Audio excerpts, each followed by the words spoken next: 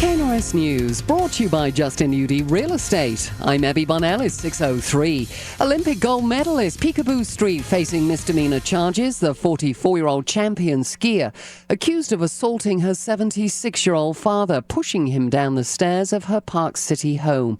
Peekaboo Street expected to plead not guilty to domestic violence and assault charges when she appears in court next month. A pro-medical marijuana rally held at the Capitol today. Around 30 people admitted to using it illegally in Utah to treat their illnesses. Salt Lake County District Attorney Sim Gill calling for changes in the law. These are not the faces of criminals. Two bills dealing with the issue will go before lawmakers. One measure is backed by Senator Mark Madsen. It would widen the use of medical marijuana for specific medical conditions. Sexual violence in Utah is the 9th highest in the nation. The Utah Department of Health and the Utah Coalition Against Sexual Violence studying the cost of this specific crime. The price tag around $5 billion, with only a small amount going to prevention. 80% victimized are under the age of 18. What we're also hoping is that this information will help influence policy and legislation in terms of funding for prevention. As you can see, we definitely need to increase the resources that we're dedicating towards prevention. Alana Kindness with the Utah Coalition saying it's important to educate Utah students on the issue. Well, tonight's record-breaking Powerball jackpot just hours away. There's no winner, and tonight then it's going to soar to $2 billion. Currently, it stands at $1.5 billion. KNRS News at the top and bottom of the hour. You'll find it anytime at knrs.com. The shootout at the OK Corral. Women's rights on gay rights. Here's the world we live in, and I apologize to nobody. Violation of our Constitution. Election HQ, the fight for the White House and control of Congress. A weekly conversation about the 2016 election. Joining Rod to analyze the major stories of the week is former Chief of Staff for Senator Mike Lee and now political strategist Boyd Matheson. Boy, have we got a lot to talk about with Boyd Matheson tonight. Let's see. State of the Union, GOP presidential debate tomorrow night. A lot going on. It's great to have Boyd back on the show. How are you, my man? Doing great, Rod. How are you? What'd you think of it last night? Oh, well, did you stay awake? Part of it was just flat pay. Well, you can never really sleep through it because there's so many applause lines. Oh yeah, that's true. That's true. Makes it a little bit challenging, but yeah, it was an interesting night. I think one of the things that we've learned over the last 7 years, it was interesting how often the president went back to hope and change last night. It was almost like he was trying to start over. And I think the real lesson, I think, for 2016 is, President Obama has spent 7 years saying it's about hope. And, we can hope the economy is going to rebound. We can hope jobs are going to grow. We can hope that the price of oil is going to stay down. We can hope the stock market doesn't crash. But hope is not a strategy.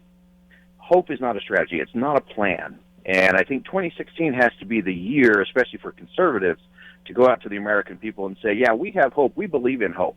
That's an important part of who we are as Americans, but we also have a strategy. We have a plan. That's going to be an interesting discussion throughout the course of 2016. I thought it was real interesting and very telling last night, Boyd, where he talked about the divide between the two political parties. And he said he regrets not being able to bring them together. I just kind of chuckled at that a little bit and said, well, shouldn't you be the one responsible to bring them together? You're laughing. You're laughing. It's so hard because he has been the divider in chief. He's divided us by race and social class, and he's used so many of the wedge issues, many of which I honestly believe could be solved. I think a lot of the things around immigration, I think 85% of it could be done in an afternoon because everybody agrees on it. There's some big chunks that we don't, but he's been the divider. He's been more willing to use the wedge issues to make the American people convinced that we are too divided as a country to get anything done. And that's the recipe for status quo. That's the recipe for people in power to stay in power. And it's always been that way throughout history. The people in power want to convince everyone else that we're just too divided, we're just too far apart, so this is the new normal. You just need to settle. And it's time for the American people to expect more, a lot more out of their leaders.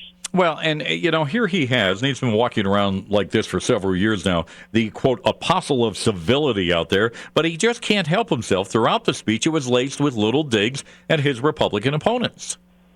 He did, yeah. He definitely continued to lay those down. It was such an interesting thing because he was sort of preaching and scolding about this divisive behavior at the very time he was doing it. It was like an in-between segment. But he's pretty good at leaving out kind of essential facts. I thought it was stunning last night that while talking about the Iran nuclear deal, that he somehow did not mention that 10 of our soldiers were being held captive. That's sort of a pretty significant thing going on. But he's pretty good at being selective in terms of what's happening. Now, I started off the show today. I had not heard much of Nikki Haley before. In the news, governor of South Carolina. I haven't paid a whole lot of attention to what she's done. A lot of people see her as a bright star. But I have to be honest, Boyd, last night, I was disappointed in a few of the things she said. Going after Republicans, say it's part of our fault, we need to look in the mirror. And then going after, the angry voices out there, obviously a reference, and she said that today, to Donald Trump. What did you make of her comments last night? Yeah, I think there's an interesting balance point on that, because obviously there's been a lot of things going on that the president has set the tone, and they've had control of things for so long. I do think there's a small element of what Governor Haley was saying that we do need to think about. I don't like just calling it out or calling Donald Trump. Donald Trump is nothing more than a reflection of the frustration of the American people and how desperate they are to have someone fight for them and lead them. Mm-hmm. So I think that part of what she was saying was wrong. I do agree with Senator Lee in the take that as conservatives we've got to sharpen more pencils than knives, that we need to be more worried about winning converts than burning heretics. And so I think there's an element to it, but it's a very, very small piece of the puzzle. And the interesting thing is, when you talk about policy and when you talk about principles, that all goes away. It goes away by itself. It's the same thing with the president. The president is so worried about the politics that he never gets to the strategy of the principles and the policies. And that's a good lesson for all of us. And it's what I hope we hear in the presidential debate tomorrow, is a whole lot more about principles and policies than it is firing at each other and who missed a vote and who had a loan for this and who did that 27 years ago. I do think the American people are tired of that portion of the program, and I do think it's a good signal, or at least a good pause for us to think, what are the principles and policies? Because I'm convinced whoever amongst the Republicans really zeroes in on an agenda grounded in policy and real solid conservative principles is going to start to open up, and you're going to see things start to shift over the next 6 weeks. Did Ted Cruz make a mistake in the last couple of days, and in particular today? The glove came off of the Texas senator today in his fight with Donald Trump, calling him a New York liberal, and his values aren't the same as conservatives within the Republican Party. Wrong move on his part, do you think, right before the debate tomorrow night?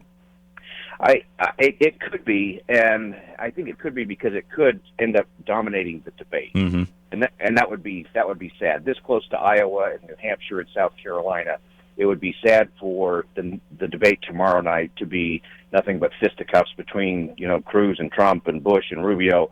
That would be a real detriment to the agenda and the purpose of this whole thing, which is to get somebody elected as president of the United States.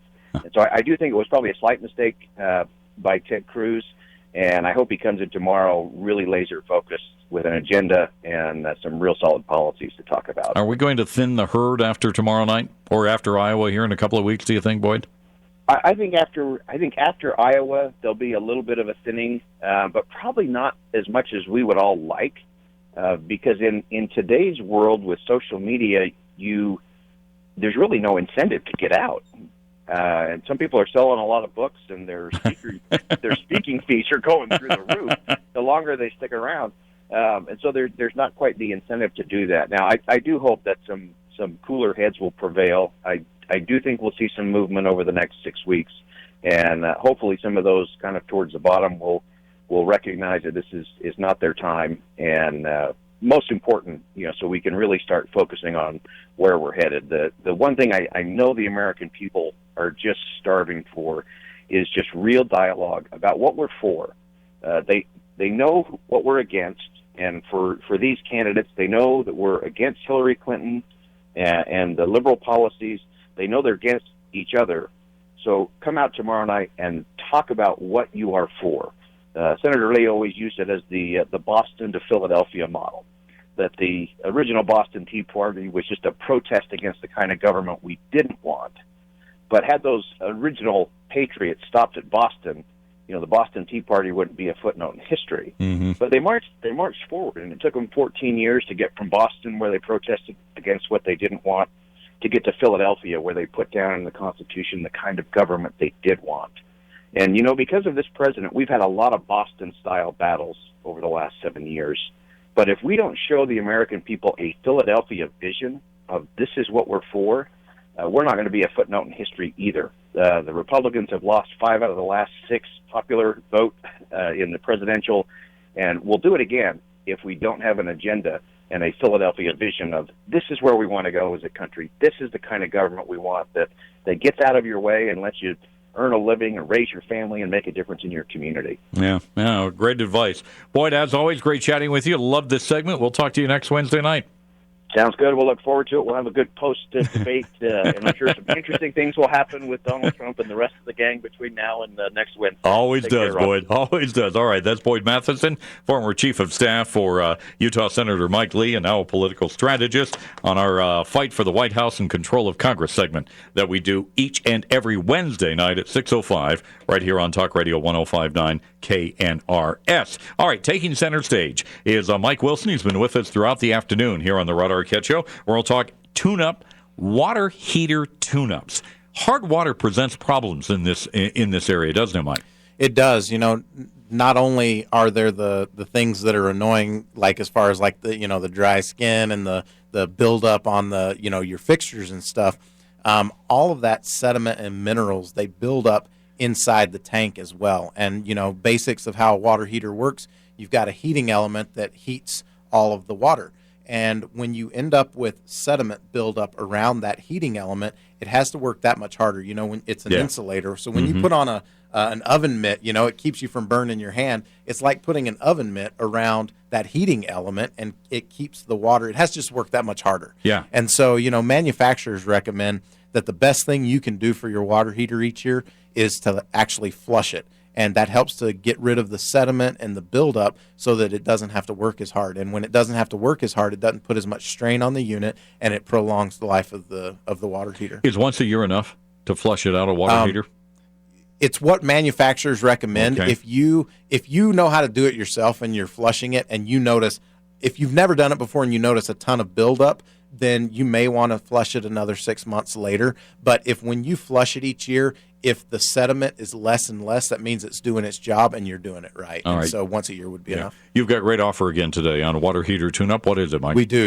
We know that some people would be able to do the flush themselves. If you can, great, do it. If you can't and you need some help, we've put together a water heater tune-up. It includes a flush. We'll come out, we'll flush the water heater, we'll go through a bunch of other things as well to make sure that it's running properly, and we'll give you a written report once it's done. This is a $149 value to have a licensed plumber come out there and take care of this. If your listeners call in tonight and get it on the schedule, but they must call tonight, it's only $49. Well, great offer for many hour services. Again, a water heater tune-up, including the flush, $149 value tonight. Call right now, only $49. What a savings that is for you and your family. 801-443-7400, 801-443-7400. Let's get news update now. Here's Abby. Thanks, Rod.